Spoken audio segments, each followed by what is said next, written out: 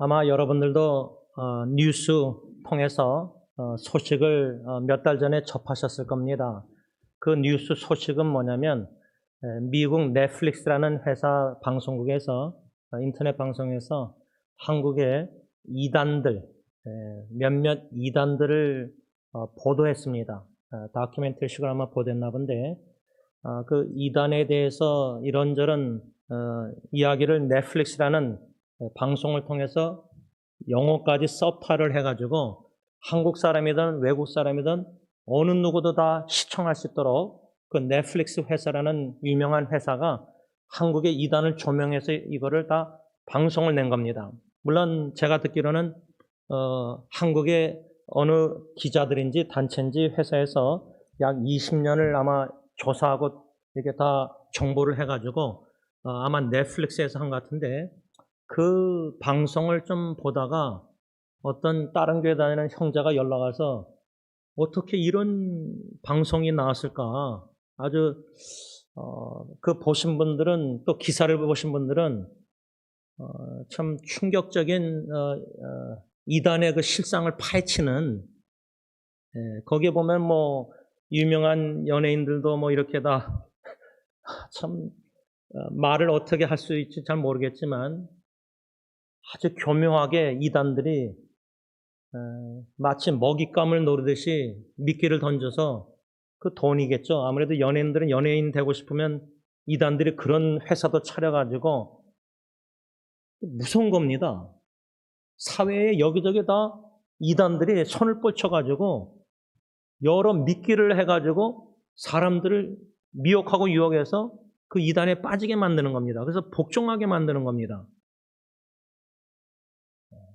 이런 방송이 넷플릭스라는 유명한 방송 회사에서 그냥 방송을 내버린 겁니다.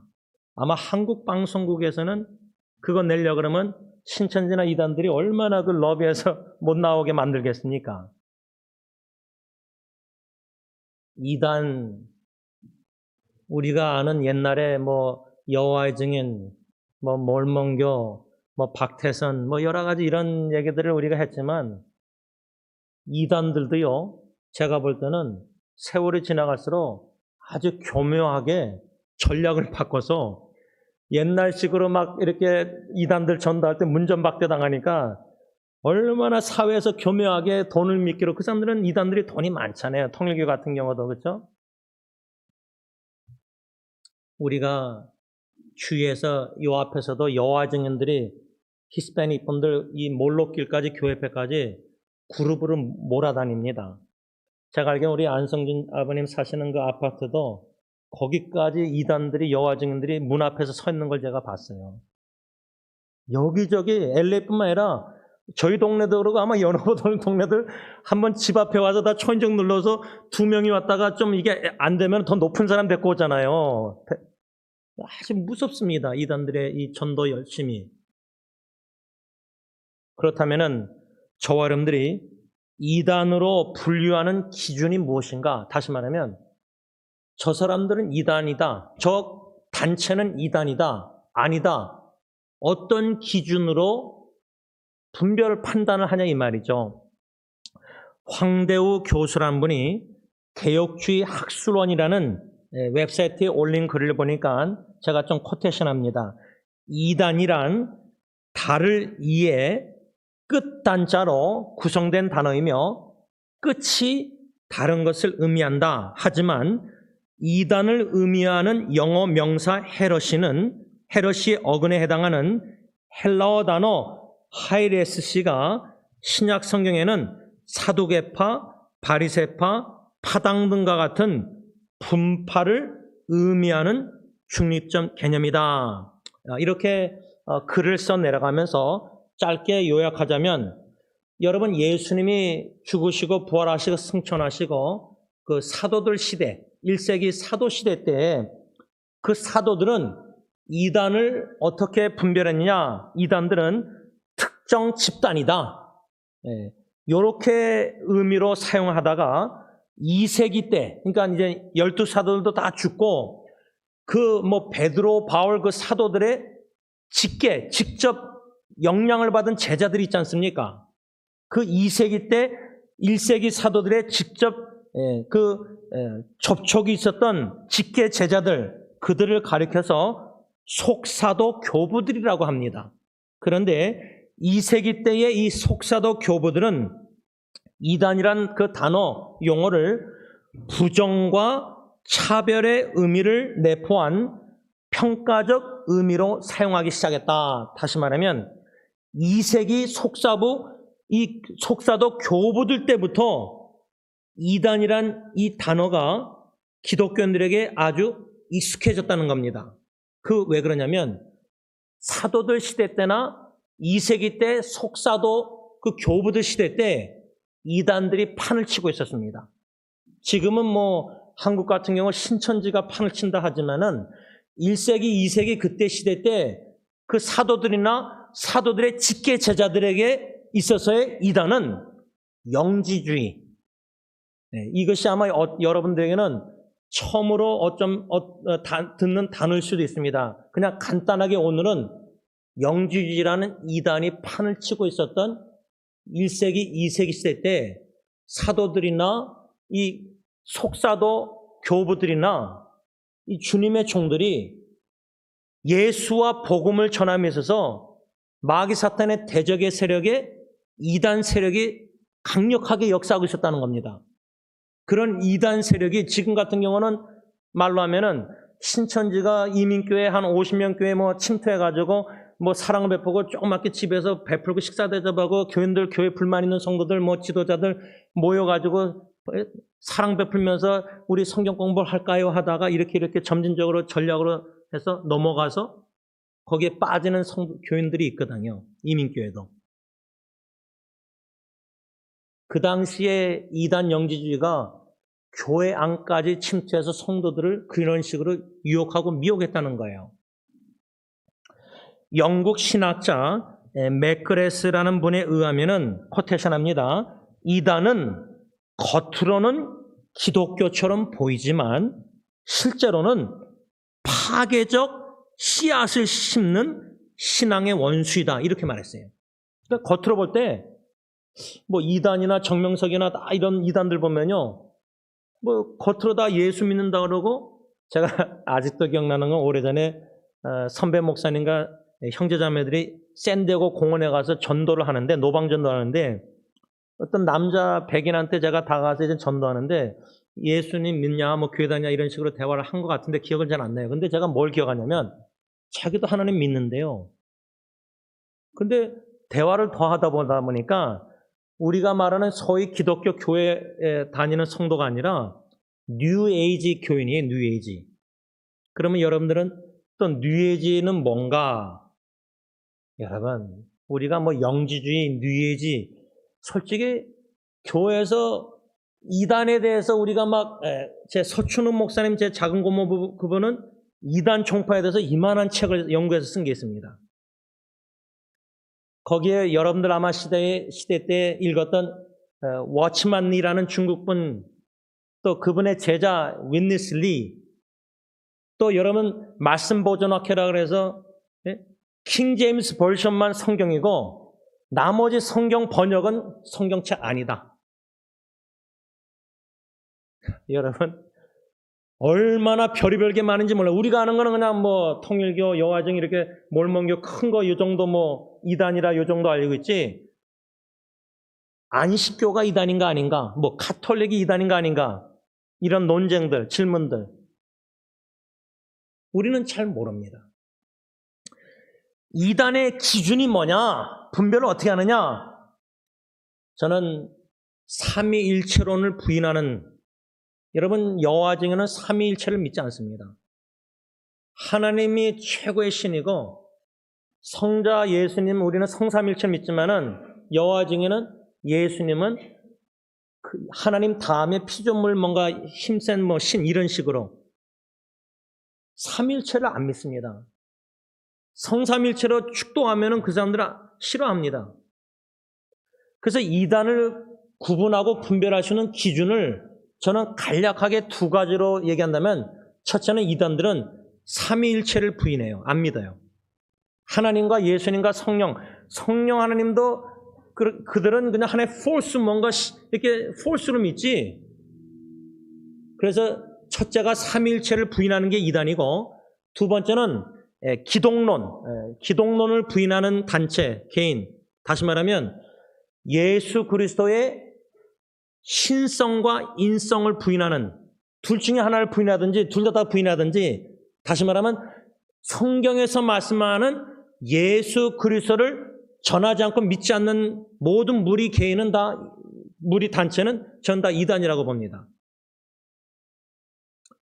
예수님은 하나님이신데 하나님과 동등됨을 취하지 않고 인간의 몸을 입고 오셨는데, 예수님은 하나님과 하나님의 아들 하나님이 아니라고 믿고, 또 예수님이 완전한 죄가 없는 인간의 몸, 동정녀, 성령의 잉태, 이런 거 다 안 믿습니다. 제가 왜 이것을 강조하냐면, 지난주에도 딴 나라에서 카톡으로 어떤 형제가 연락이 와서 저한테 이제 여러 질문을 했습니다. 그 질문 중에 하나가, 목사님, 우리가 하나님께 직통으로 음성을 들을 수 있습니까? 이 질문이었습니다. 여러분, 좀 죄송하지만 부끄러운 얘기지만 우리 장로교 유명한 목사님 이런 분들도 천국에 갔다 왔다. 그래서 책을 씁니다. 천국에 대한 자기가 뭔가 꿈에서인지 뭔지 본 거를 글을 써서 천국에 갔다 왔다, 뭐 이런 간증들을 교회에서도 막 집회 때 뭐 여성도인들, 권사님들 세워서 막 합니다. 또 어떤 분들은 직통으로 뭔가 하나님께 기도했는데 간절히 기도했는데 음성을 들었다고 합니다. 그것이 이제 이 형제의 질문이었습니다. 또 다른 질문은, 목사님, 우리가 귀신을 볼 수 있습니까?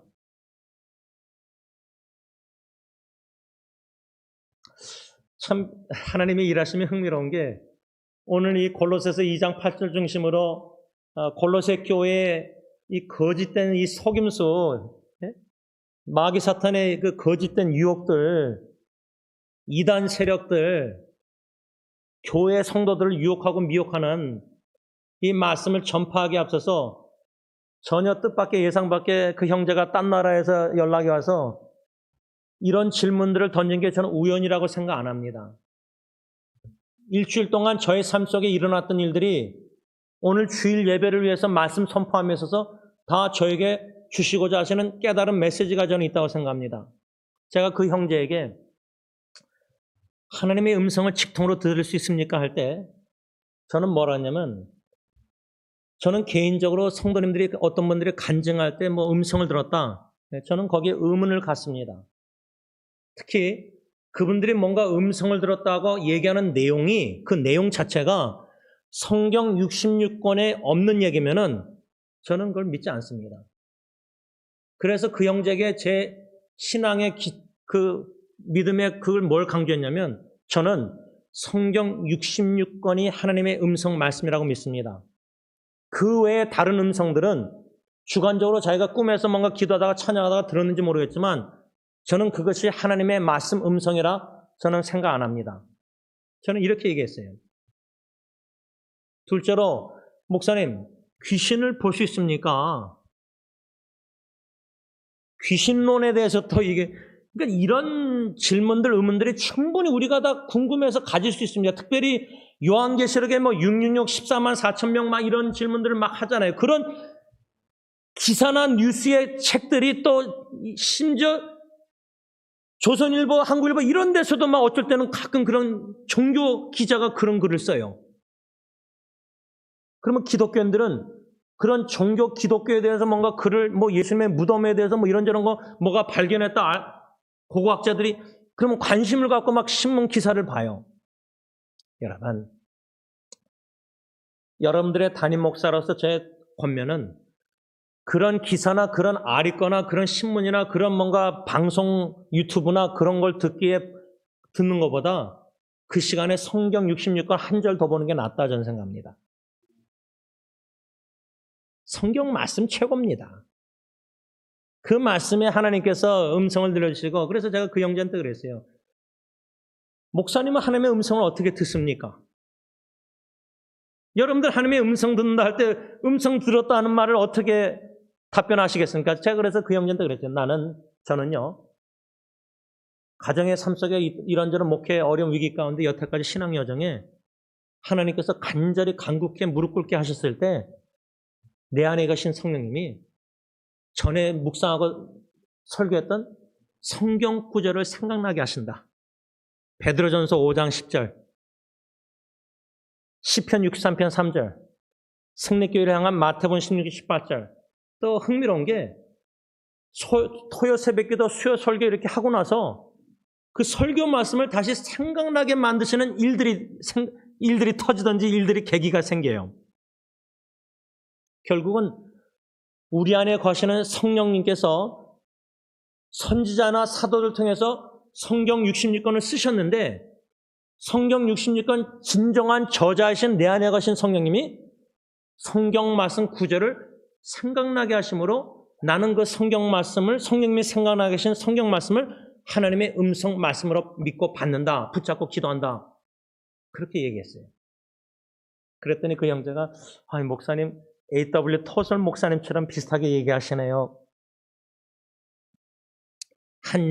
이러한 카카오톡 주고받은 대화를 여러분들에게 이렇게 짧게 나눈 이유는 신앙에 관심 있고 뜨거운 열정 있고 말씀을 막 이렇게 그런데 하나님이 주신 성경 66권 말씀 외에 더하기로 알파로 신비스러운 체험을 하고 싶어하는 성도들이 많다는 거예요.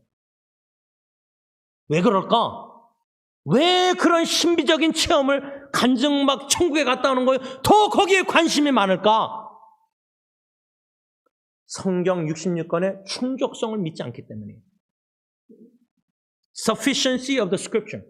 성경 66권으로는 만족 충족하는 거기에 모든 예수 그리스도의 구원의 모든 게 하나님의 말씀이 다 써 있는데 구속 계획이 그러니까 성경 66권 왜 플러스 알파를 왜 원하는가? 성경 66권에 만족을 못하기 때문이다. 저는 그렇게 생각합니다. 원인 중에 하나가. 그러니까 꿈꾸다가 기도하다가 금식하다가 하늘에 뭔가 뭐를 보고 천국에 갔다 오고 그래서 막 간증을 하는데 거기에 또 교인들이 은혜 받아요.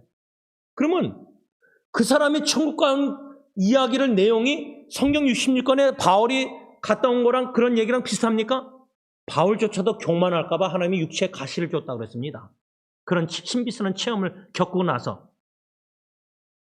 육체의 가시가 눈의 질병인지 뭔지 모르겠지만 그것을 3번이나 없애달라고 기도했지만 하나님이 바울에게 내 은혜가 너에게 족하다.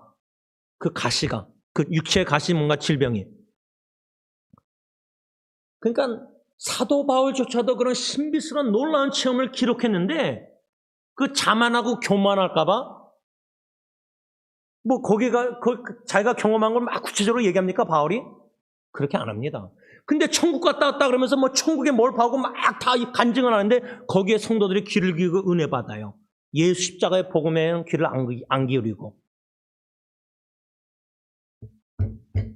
그러니 이단 세력의 밥이 되는 거기에 노출되기 너무 쉬운 영적 면역성이 약한 믿음이 연약한 교인들이 수두룩하다는 거예요. 교회 안에.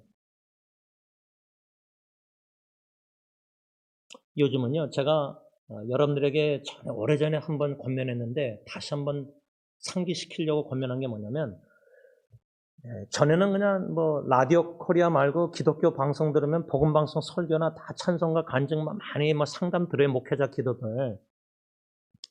여러분들이 이제 라디오가 편하지만 요즘 전화기 하나 스마트폰 있으면요. 유튜브나 별의별 설교 방송 외에도 별의별 요즘은 전도사들 강의도 세미나 기독교 성경 해석에 대해서 유튜브에 얼마나 많이 올라와 있는지 몰라요. 이름만 주제만 딱 제목 적어서 바울의 신비스러운 체험, 천국 지옥 이런 것만 찍으면 설치하면은 뒤지면은 엄청나게 쭉 목록이 떠요. 강의나 동영상들이 설교 세미나 동영상들이. 근데 거기에 관심을 갖고 유튜브 안에서 인터넷 전화기로 오랜 시간을 보내는 사람들이 교인들이 많아요. 여러분들이 제임스 목사의 토요 새벽기도, 수요 설교, 주일 설교 만족 안 할 수 있어요. 충분히 안 할 수 있다고 저는 생각해요. 그래서 저는 여러분들이 다른 목사님들의 설교 듣고 은혜 받고 성장하는 거 저는 좋다고 생각해요. 저는 그거 I don't mind. 그거 괜찮아요. 뭐 제가 제대로 못하니까 말씀을 전하는.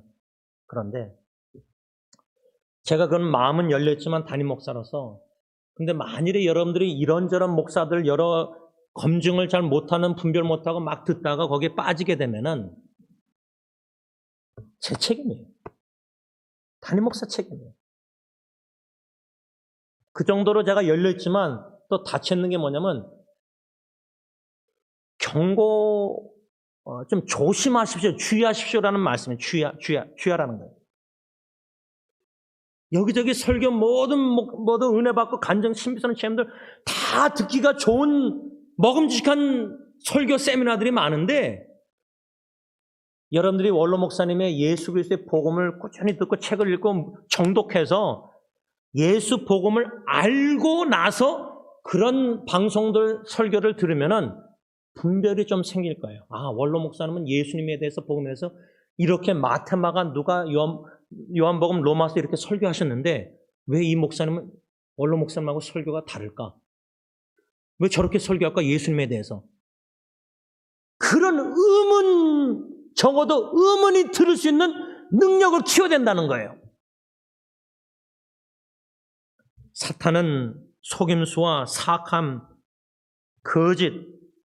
거짓으로 우리를 얼마나 유혹하는지 모릅니다.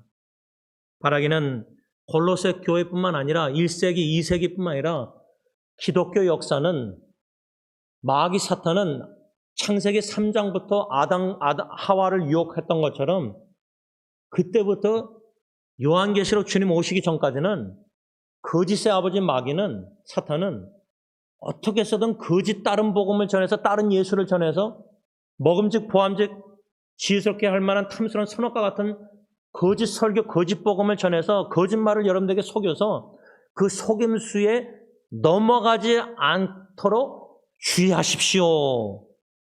이 권면의 말씀을